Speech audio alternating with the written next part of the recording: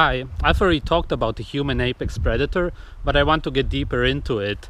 Firstly, look up these four things: chymotrypsin, pepsinogen, trypsinogen, and protease. Combine that with the inability to digest any plants. This is why vegans cannot even start an argument about it, because if you look at human physiology, we are carnivores.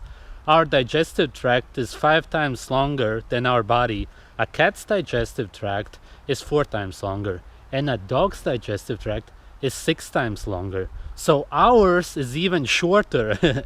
And just like them, we absorb the nutrients in the small intestine because we don't have a place to digest plants, because what you have to do is ferment them. So other animals that eat mostly plants have a stomach that has bacteria in them, or they have a long intestine, colon, where they ferment these plants. All carnivores are lean animals. How much bacteria does a human being have in its stomach? Fucking zero. And if we eat the plants that these animals eat that eat mostly plants, we shit them out. Why? Because we don't digest them. And they do. What a joke. They convert plant protein, which really isn't protein. It's just nitrogenous material content that we multiply by a number and say that's crude protein.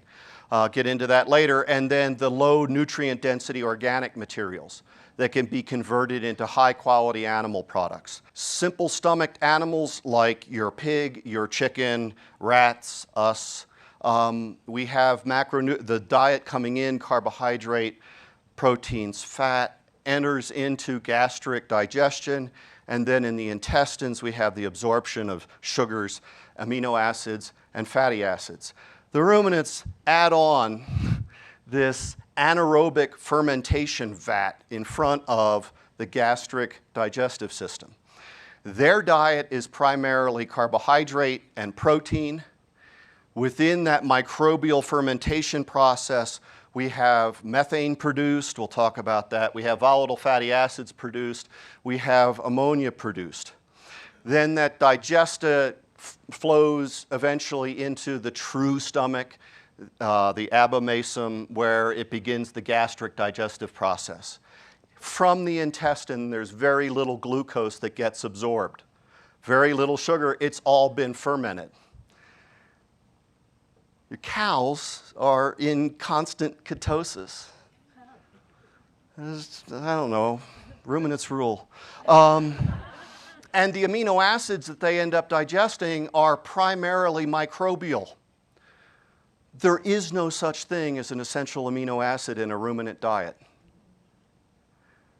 The bugs make the protein that they need. So that's a tremendously important ecological role. The bottom line here is that if you ever have an argument with a vegan, simply ask them to name you a plant that you can digest. After thinking about it, they will realize that there is no such plant because we cannot digest any of them. So if they tell you to only eat food that you cannot digest, then do you not understand that they are way beyond mentally retarded? And we know that humans are very predatory. If we stop killing other species, then we will start killing our own, which is exactly what's happening right now. This is why there's so many serial killers out there. We don't hunt anymore. And the ones who don't do any of that will obsess over video games. And vegans are especially prone to that because of their depression. And they play them because it's all about killing other creatures, mostly humans, stabbing, shooting, torturing them. So this bloodlust, which we want in our lives, says everything about human beings. We have Group A, those are sheep, cattle, mountain gorilla. Group B, modern humans, African lion, polar bear. How many people think that Group A is designed to digest a low-fat diet? How many people think Group B is designed to digest a low-fat diet? Trick question, y'all. There's a difference between digest and ingest. And the trick here is that while a cow, for example, will ingest a diet of roughly 5% or less crude fat, she will end up absorbing almost 70% of her energy from volatile fatty acids that were produced in microbial fermentation. Now, mountain gorillas accomplish the same trick, but they have an enlarged cecum. They use post-gastric fermentation.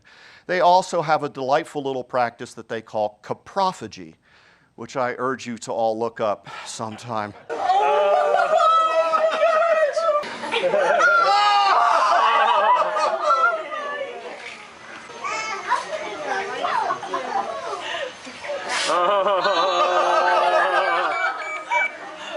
So the next time a vegan says, eat like a gorilla, you can say, no.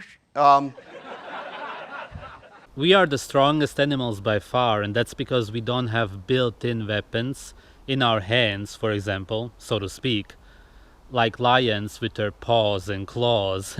If I had a spear growing out of here, for example, I wouldn't be able to grab anything, climb any place, create any tools or weapons. I would be disabled and retarded, but that's exactly how other animals are compared to us.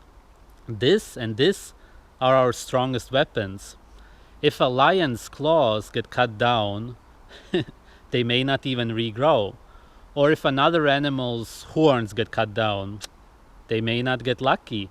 Whereas we can create any kind of weapons, and if they are destroyed, we make new ones. This makes us the most versatile animals there are. If this dimension would restart 1,000,000 times, then we would still always end up with spears, swords, and guns in our hands, because we have a naturally given gift to create these man-made weapons. We don't need proof that we are dominating. You can see the zoos with other animals inside of them. Show me how an elephant is going to create anything even close to that. It couldn't even create a little box. That's why they are disabled, and that's why we can do everything with this and that. I cannot make it any clearer, because vegans always like to say that we should use whatever we have. But this is something that we have. We are able to do it, and there is no rule in nature why we shouldn't use tools. If I would see some kind of oyster there, of course I would try to find a sharp object to open it. Why shouldn't I? I'm allowed to do it. Anything built in us would make us weak, and these teeth are only good for raw meat. If you eat it, then you already know it. If you would try to eat more plants, which is always sugar, then you would get cavities quite quickly, and you would die, because there are no dentists in nature. All that vegans do is try to hide the deterioration of their bodies. And of course they wouldn't even get to this point, because there would be no plants to eat in nature. It's all imported, in case you didn't realize it. And we can get to the brains and the bone marrow of animals. Unlike most animals, some of them try to throw it in the air so it lands on the ground, but usually they fail. Whereas we can grab a stone and open it.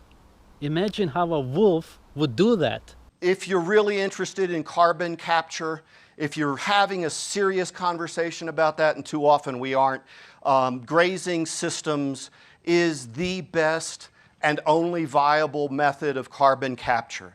Here's documentation of a 0.3% increase in soil carbon per year from converting cropland into irrigated dairy pasture in Georgia. If you then start applying those numbers to just a small percentage of the southeastern US alone, what those numbers show is it has never been about the emissions from cattle. It's been about something else. Okay, we can talk about that. We need to be focusing on the water cycle, not the carbon cycle. This is just a demonstration of the difference of soil structure that occurs under long-term grass cover as compared to row cropping, you know, when we produce those healthy vegetables. This is what wild watermelon looks like. Not a lot of fruit flesh at all.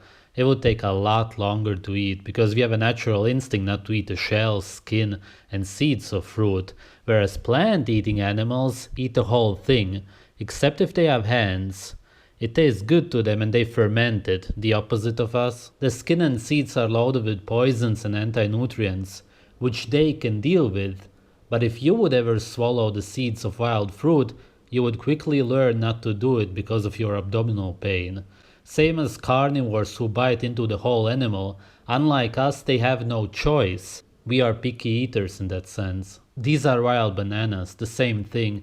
If you have ever ate wild fruit, you will know that it's a big hassle to get any energy out of it, and by the time you would get some, your teeth would already start rotting. Wild eggplants, quite different looking. Wild carrots. Don't tell me that you would pull that out of the earth and try to eat it. If you would be stupid enough to do so, you would be punished quickly because they are full of a poison called keratotoxin, also known as falcarinol. You would taste it because wild carrots are bitter and burn in your mouth. This was used as a neurotoxic weapon in times of war, and now it's actually called healthy because there's still leftovers in man-made carrots. And this goes for all of the wild vegetables. Many of the so-called antioxidants are actually antibiotics. That includes the beloved flavonoids that vegans like to praise. They kill the bacteria in your body, which you are made out of, and most of them are also full of cell-killing chemicals. This is all declared as healthy nowadays. This is wild corn, it doesn't look edible. Wild avocados, a good example of how little fruit flesh there actually is in wild plants. This is where broccoli, cabbage, kale and all of that garbage comes from. All from one plant. These are wild tomatoes. All of the plants in your supermarket are literally man-made. This is what human beings actually ate in nature.